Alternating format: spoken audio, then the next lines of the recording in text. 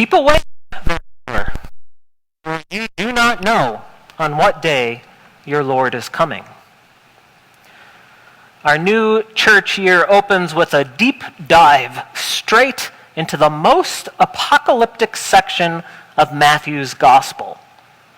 This reading is a short portion of Jesus' final sermon before he heads off into Holy Week. The rest of it contains frequent warnings to watch out or keep awake, and includes such famous stories as the parable of the fig tree, the parable of the 10 virgins, and the parable of the talents.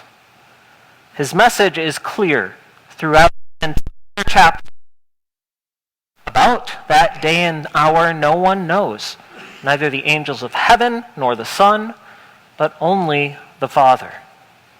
Therefore you also must be ready, for the Son of Man is coming at an unexpected hour.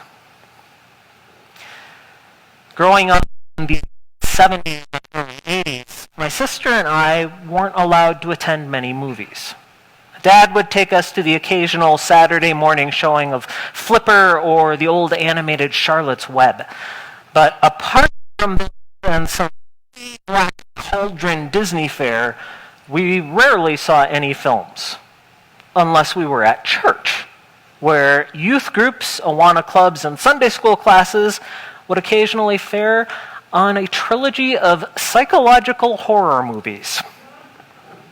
These films graphically portrayed the Great Tribulation, drawing on imagery from the Bible's books of Daniel and Revelation.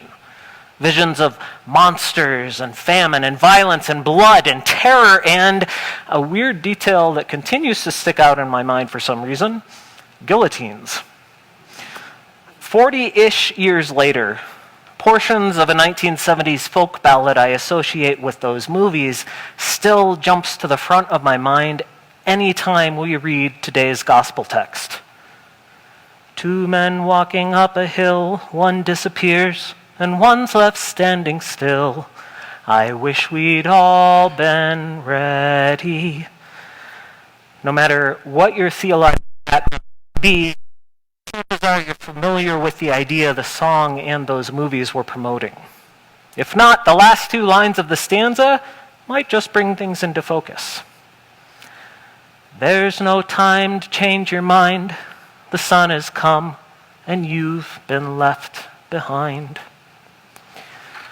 The thought of the rapture terrorized me throughout my childhood, in no small part because of those really awful movies. I remember multiple occasions where I would become lost in the story and breathe in horror upon realizing my parents weren't around, absolutely certain in my heart that the rapture had taken place.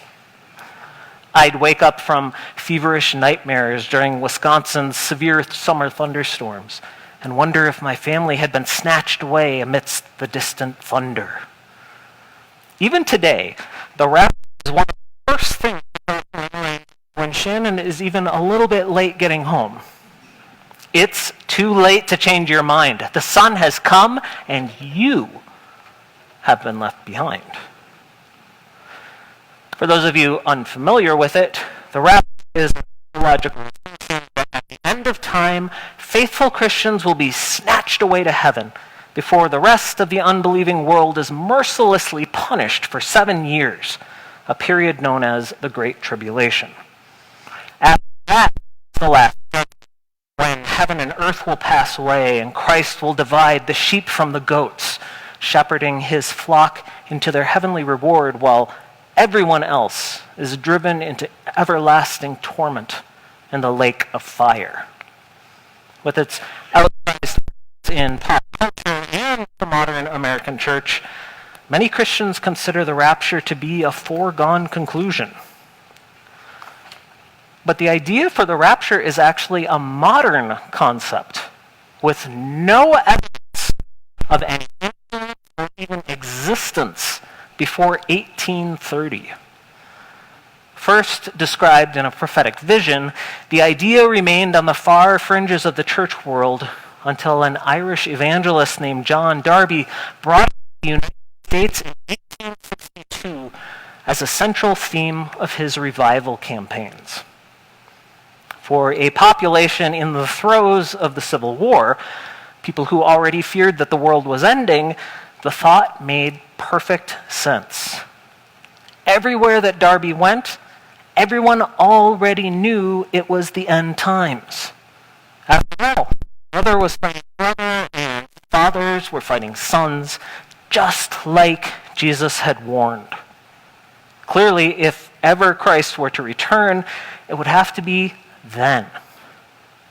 In the midst of this unprecedented sorrow and suffering among people who understood themselves to be God's chosen nation, the city on a hill, described in the Sermon on the Mount, the hope of escape from this world of death and despair was nearly impossible to refuse. The idea further embedded itself into American theology when wealthy patrons made free copies of Darby's commentary on Scriptures available to preachers across the United States. In 1909, the publication of the world's first ever study Bible, the Schofield Reference Bible, whose commentary was based largely on Darby's teachings, pretty much cemented the rapture as an essential pillar of modern American Christianity. However, popularity is rarely a solid measure of truth. New ideas aren't necessarily wrong in themselves, but it's important to remember where our teachings come from, to distinguish between what is genuinely biblical and what is simply theological. We know that this particular idea emerged from a young Scottish prophet in unique reading of 1 Thessalonians 4, particularly verse 17. We which are alive and remain shall be caught up together with those who have already died in the clouds to meet the Lord in the air, and so shall we ever be with the Lord. The statement Paul wrote to encourage the Thessalonian congregation during a period of suffering was adopted as the first proof text for the rapture. With that root of an idea established and Darby's dispensational framework continuing to develop, many more have been added over the past 200 years, including our Matthew passage, which, when looked at carefully, technically associates being taken with destruction or enslavement and connects the idea of being left with forgiveness or escaping cataclysm. Whether or not you believe it will happen, knowing this history reveals one important thing to us. The rapture is clearly a theological construct and not a biblical one. We've talked about this difference before. For something to be biblical, the Bible needs to make a clear and simple statement regarding it. We can recognize a theological concept by observing how it takes pieces of the Bible and puts them together to make a new assertion. The entire idea of rapture, along with its supporting structures and timeline, is patched together by combining verses from various books and authors with the goal of supporting a specific interpretation of those verses. Therefore, we need to recognize that the rapture is not rooted in the Bible. It is rooted in theological interpretation. It should never be considered a doctrine or, even strictly speaking, a biblical teaching. But what does it really matter whether or not somebody believes in the rapture? Frankly, it doesn't, until that belief system starts to affect the lives of the people around you.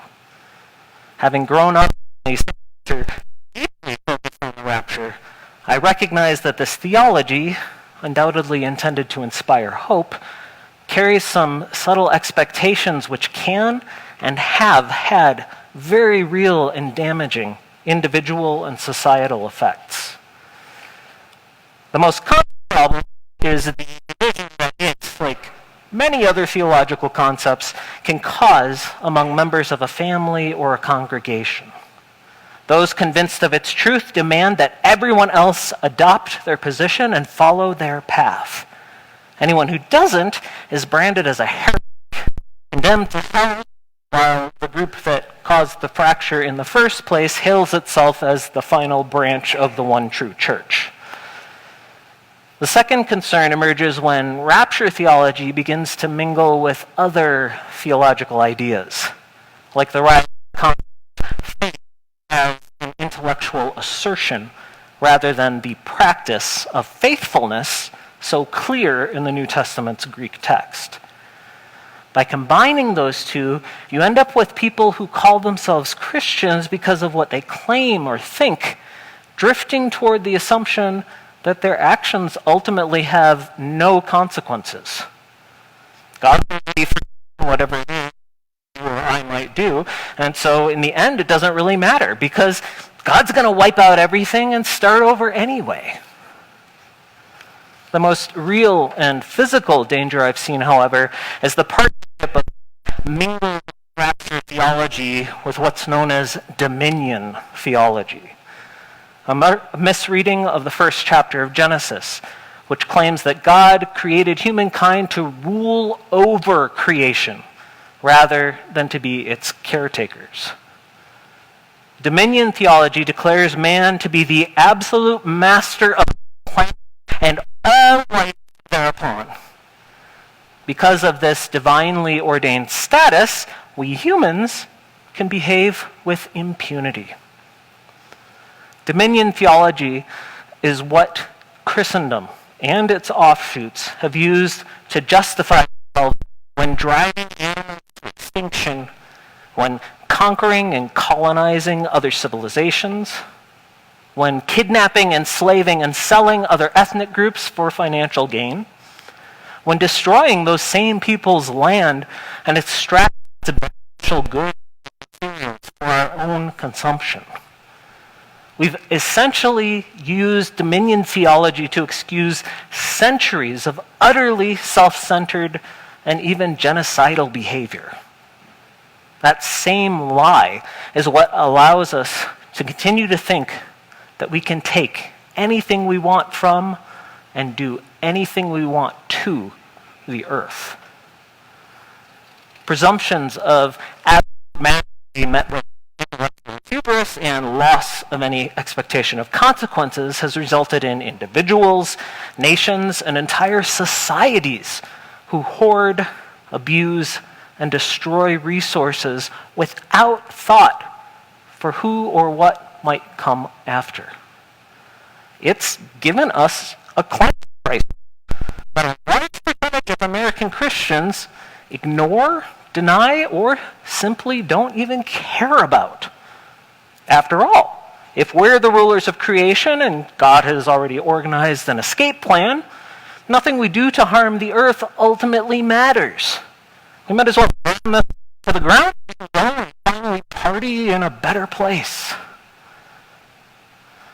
This mindset is the antithesis of Christ's call to love and serve our neighbor. The antithesis of respect for the gift God has given us to sustain and support life. And the antithesis of the parables surrounding our gospel passage today. All of which condemn presumptive, wasteful living while encouraging a kind of preparation that expresses itself through conservation and careful investment of limited resources. Today is the first Sunday of Advent, and the season, largely defined by what comes after, shares traits with our expectations leading up to the end of the world. In our mad rush to downplay or completely overlook what is. We gaze so far beyond our hope or expectation that we forget the significance of where we are right now and the kinds of decisions and actions that might be necessary to achieve what we hope will be.